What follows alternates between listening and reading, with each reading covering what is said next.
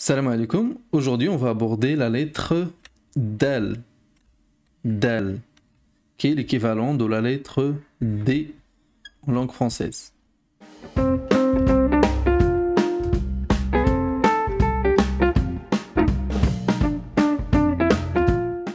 Très bien. Alors, Ad-Dal, ça s'écrit comme ça.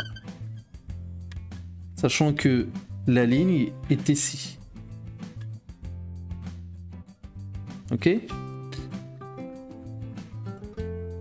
Très bien. Donc, Ad-Dal, ça s'écrit comme ça. Alors. Sachant que la ligne est à peu près à ce niveau-là. Quand j'écris. Ok? Dal.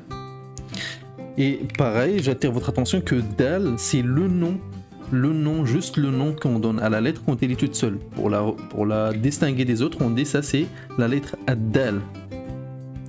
Mais quand elle est dans un mot, jamais on la prononce Dal, on la prononce autrement, vous allez voir tout de suite. Mais Dal, c'est juste l'identité qu'on donne à la lettre Dal. Ok? Donc, quand j'écris ma lettre comme ça et je mets une fatha, je prononce Da. Comme en français, Da. Si je mets une kasra, je vais prononcer Di. Si je mets une damma, je vais prononcer Do. Et si je mets un soukoun, je vais prononcer D. D, peut-être DE, ou quelque chose comme ça. Parce qu'en français, on n'a pas le soukoun. Donc ça, c'est la lettre Dal. Da, Di, Do, D. Ok? Alors, voyons comment on écrit Dal au début, au milieu et à la fin d'un mot. Je vais commencer par le début d'un mot, et c'est très simple. Dal, ça s'écrit comme ça. Ok? Donc Dal et ensuite les autres lettres. Bien entendu, il n'est pas attaché. Il y a toujours au début du mot, il est détaché, donc on ne peut pas l'attacher à ce qui suit. Dal, il faut qu'il reste comme ça. C'est-à-dire que Dal ne s'attache jamais à ce qui suit. Il peut être attaché à ce qui précède, mais jamais attaché à ce qui suit. Sinon, on va pas pouvoir la distinguer, la repérer. Dal n'est jamais attaché à ce qui suit. Ok? Ici, je vais prendre le mot, un verbe, dakhala, qui veut dire entrer.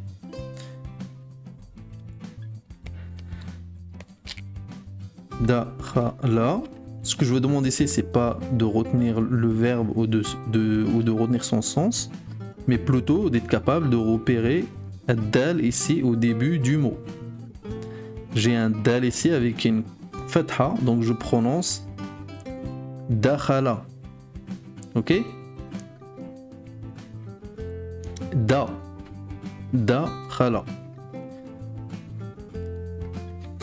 Très bien. Il peut aussi s'écrire donc au milieu d'un mot, attaché à ce qui précède et d'autres lettres. Comme je vous ai dit, Dal peut être donc attaché à ce qui précède mais jamais attaché à ce qui suit. C'est-à-dire il y a toujours un espace ici. Ici, je vais prendre un exemple. Je vais prendre le mot Badron.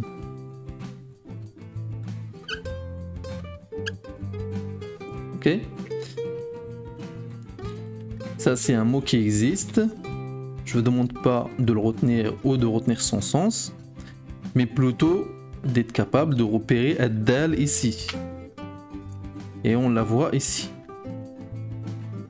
On voit la lettre Dal attachée à ce qui précède.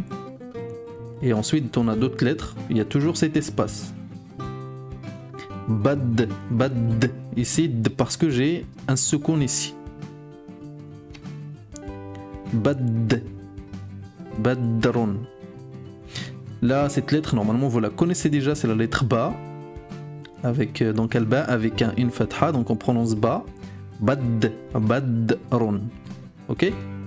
Cette lettre on l'a pas encore vue, mais moi ce qui m'intéresse ici c'est juste que vous sachiez repérer dal ici et la reconnaître.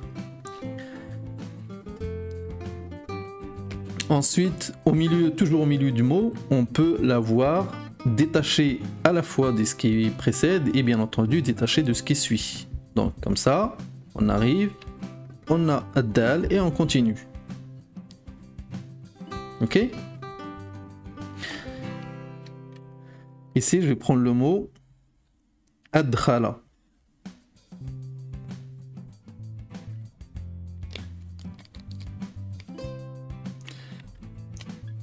Adkhala, qui veut dire faire rentrer quelque chose.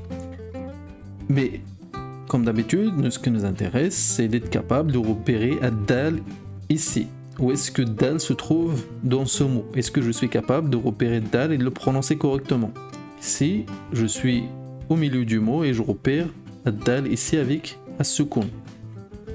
Ok? D. Ici, moi, je prononce le mot ad-khala. Ad. Parce qu'il y a sukun. Ad-khala. Ok?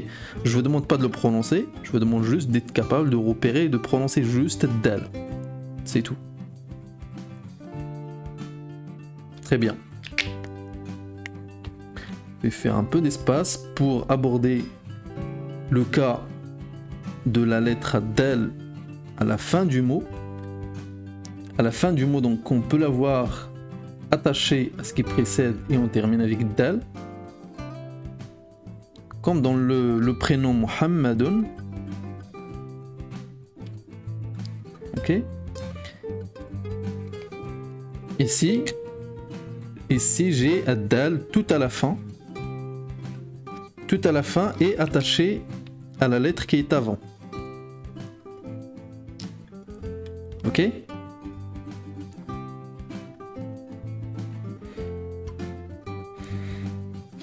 Et je peux aussi la voir à la fin, complètement détachée de ce qui précède, et bien entendu, elle est toute seule à la fin, il n'y a rien derrière. Donc je peux la voir vraiment comme ça. C'est-à-dire, elle est détachée de ce qui la précède, et derrière, il n'y a rien. Ici, on peut prendre le verbe arada, qui veut dire vouloir.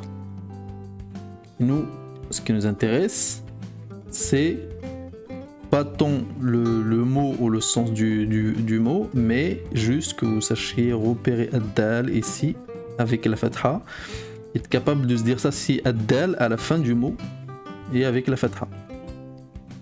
Ok? Si moi je prononce le verbe arada, arada, ok? Vous entendez le da à la fin. Très bien. Donc voilà, j'espère que vous avez compris la lettre dal. Si vous avez des questions, n'hésitez pas à les poser. Si vous avez aimé la vidéo, n'hésitez pas à la partager, à vous abonner. Et je vous dis à très bientôt.